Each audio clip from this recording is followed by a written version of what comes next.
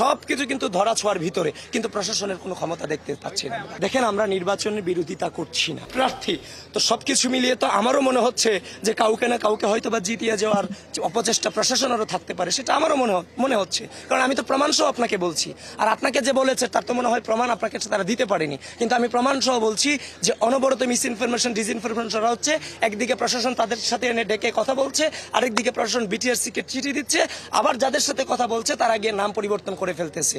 সবকিছু কিন্তু ধরা ছোঁয়ার ভিতরে, কিন্তু প্রশাসনের কোনো ক্ষমতা দেখতে পাচ্ছি না। বিশ্ববিদ্যালয় প্রশাসন এবং নির্বাচন কমিশন এটা নিয়ে কথা বলেছেন, তারা মন্তব্য দিয়েছেন।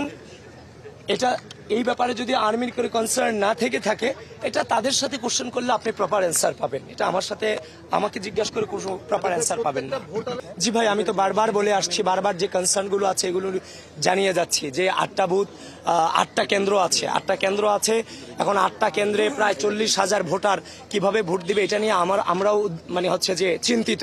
এটা নিয়ে বারবার বিশ্ববিদ্যালয় প্রশাসনকে জানিয়েছি, নির্বাচন কমিশনকে আমরা জানিয়েছি। সেদিন আমরা লিখিত চিঠি দিয়ে আসছি, রিসিভ কপি আমরাও নিয়ে এসেছি। তারা বলেছে যে তারা আমাদের সাথে আবারও আলোচনায় বসবে, এটুকু আমাদেরকে জানিয়েছে। কিন্তু ভোট কেন্দ্র এখনো পর্যন্ত বাড়ানোর কোনো ব্যবস্থা নেওয়া হয়নি।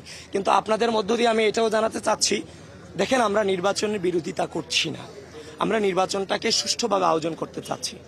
যদি তারা 8টা ভোট কেন্দ্রের মধ্য দিয়ে সুষ্ঠুভাবে নির্বাচন ব্যবস্থা বুথ বাড়ানোর মধ্য দিয়ে যদি আয়োজন করতে পারে, আমি আপনাদের সাংবাদিক বৃন্দ যারা আছেন আপনাদেরকে অনুরোধ করব, সাধারণ শিক্ষার্থীদের মধ্যে যে একটা ভয় যে গত 2019 সালের ডাকসু নির্বাচনে আমরা দিনভর দাঁড়িয়েছিলাম কিন্তু ভোট দিতে পারিনি, এখানেও এমন একটা সমস্যা হতে পারে কিনা যে মাত্র 8টা ভোট কেন্দ্র, এক একটা ভোট কেন্দ্র 5,000, 4,500 করে আমরা এতক্ষণ দাঁড়িয়ে থেকে ভোট দিতে পারবো কিনা, এই যে একটা শঙ্কা শিক্ষার্থীদের মধ্যে আছে।